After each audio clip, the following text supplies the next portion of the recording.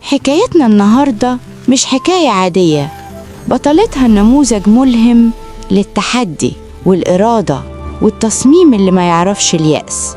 في حكايتنا النهاردة هنتعلم معنى الرضا ومعنى الكفاح، وإزاي الإنسان يقبل أي اختبار من ربنا بقلب هادي ومليان أمل. يلا نبدأ الحكاية.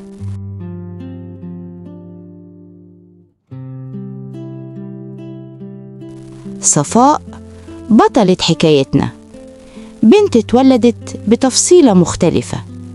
مش هنقول مرض، لكن هنقول إنها اتولدت ومعاها اختبار خاص، اختبار كبير، بس كان معاه كمان منحة كبيرة من ربنا.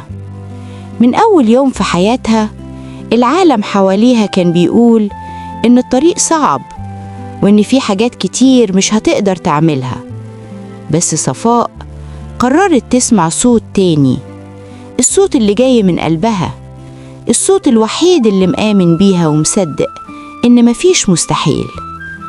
في لحظات كتير كانت بتقعد لوحدها تبص للعالم حواليها وتسأل نفسها في هدوء: هو اللي جوايا ده كفاية؟ السؤال كان صعب، بس الإجابة كانت أقوى. صفاء قررت ما تستسلمش، قررت تعيد اكتشاف نفسها من جديد. القلم كان بيقع، والورقة كانت دايما فاضية، والتعب كان بيظهر أقوى كل مرة، لكن صفاء ما كانتش بتستسلم للحظات الصعبة دي. كل مرة تاخد نفس عميق وتحاول من تاني، لحد ما حصلت أول معجزة صغيرة. صفاء بدأت تكتب باستخدام فمها، ومع الكتابة اكتشفت موهبة تانية كانت مستخبية جواها، ومعاها بدأت تعبر أكتر عن نفسها بالرسم. طلعت منها بإحساس مدهش ومختلف خطف قلب كل اللي حواليها.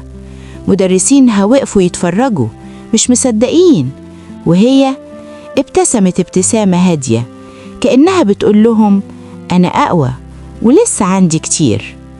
صفاء ما وقفتش لحد هنا، بالعكس دي شجعت نفسها وقالت: الطريق لسه طويل، بس أنا مستعدة. ذاكرت واجتهدت وسهرت ليالي طويلة لحد ما وصلت لحلم جديد ودخلت كلية الإعلام. كتير كانوا شايفين اللي حققته ده أكتر من كفاية، لكن صفاء كان عندها إيمان مختلف، إيمان بنفسها وإيمان بربنا. ومرة تانية اختارت تتحدى نفسها، بس المرة دي في مكان جديد، الرياضة، في لعبة اسمها البوتشا. صفاء دخلت المنافسة مش عشان تثبت حاجة لحد، لكن عشان تثبت لنفسها إنها تقدر. ومع الوقت بقت واحدة من نجوم منتخب مصر. لو حد غيرها كان ممكن يقف هنا ويقول كفاية، لكن صفاء أحلامها وطموحاتها ما كانش ليها حدود. عشان كده رجعت لحلم قديم كان نفسها تحققه، حلم الكلمة والصوت. بدأت تخطط وتكتب وتحضر أفكار وبرامج ليها رسالة وهدف. اشتغلت في الكتابة الصحفية وطورت موهبتها في السيناريو، لحد ما فاجأت كل اللي حواليها بأول مسرحية من تأليفها. وفي رحلتنا دي صفاء ما كانتش لوحدها، وراها كان في أب واقف في هدوء بس قلبه مليان إيمان، وأم نظرتها دايما بتقول: أنت قوية حتى وأنت تعبانة، وأخوات شايفين في صفاء مش حالة لكن قدوة. أسرة فهمت إن الحب الحقيقي يقدر ينجح في أصعب الاختبارات ويلغي كلمة مستحيل. صفاء وأسرتها مش بس قصة ملهمة، دول رسالة بتقول إن القوة مش في الجسد، القوة في القلب وفي الإيمان وفي الإصرار.